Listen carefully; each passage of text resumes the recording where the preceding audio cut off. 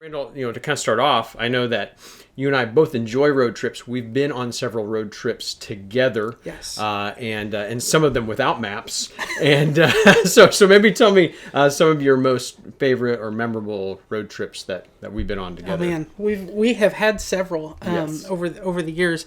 The road trip to Memphis was very memorable. We Think about it often. we we got lost somewhere on the Missouri-Arkansas line in the middle of the night and ended up on a road that may or may not have been a road. The map said it was a road.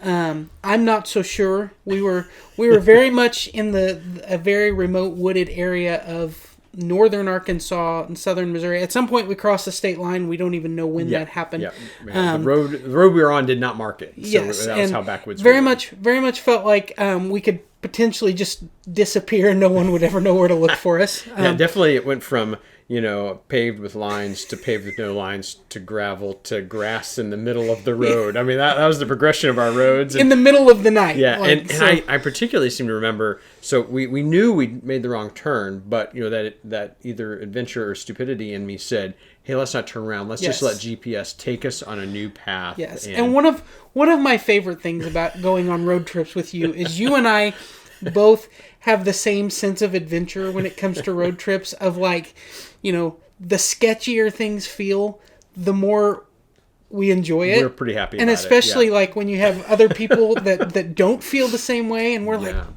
this is awesome. Yes, Not everybody shares the same viewpoint, but you and I both we're always up for the adventure. Well, and we've taken lots of trips. Sometimes the memorable part is who you're with. Sometimes the memorable part is how lost you got and all of that. But I also know that we've been to Panama, the country of Panama, together several times and driven and navigated for each other. And that we've been in several lock your door moments in Panama when we wound up in places. But maybe for me. The most memorable trip to Panama was one of the first ones where we kind of went without some of the missionary support that we'd had before, and we realized pretty quickly that we were going to have to navigate where we were going, and we did not know where we were going, and we made an amazing discovery. Yes. You want to share that? So we actually ended up in the middle of Panama City, which huge city. Yeah. At rush hour. Yes. In the pouring down rain. And the defroster on the van was not keeping up. So in addition to you driving in bumper to bumper traffic, multiple lanes and no real lines or traffic. Oh, there's lines. They just don't care about them. Yeah, basically. So I'm, wiping playing defroster with manual defroster while also trying to navigate. And I did not have cell phone service because we were out of country.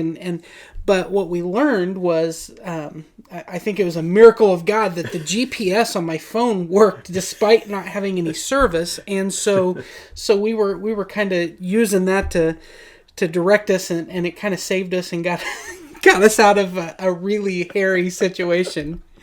So, yeah, and actually, it was amazing, because this was several years ago. Like I said, it was before it was real easy to get international service when we were over there, and Google Maps was kind of new, and But it was even giving us data on where traffic was stopped and where people were at, and it was miraculous. It was we looked at each other, and I remember we were like, oh, we can do this. We've got this. If it hadn't tool. been for that, we might have still been in traffic today somewhere in the middle of Panama. That's right.